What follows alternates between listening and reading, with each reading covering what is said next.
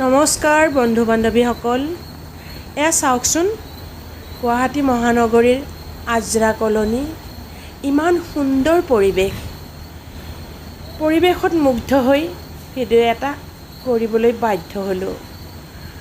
চৌদিশে বিজুলীৰ চিকমিকনি, মানুহবোৰ আহিছে গৈছে, ইমূৰৰ পৰা সিমূৰলৈ খোজকাঢ়িছে।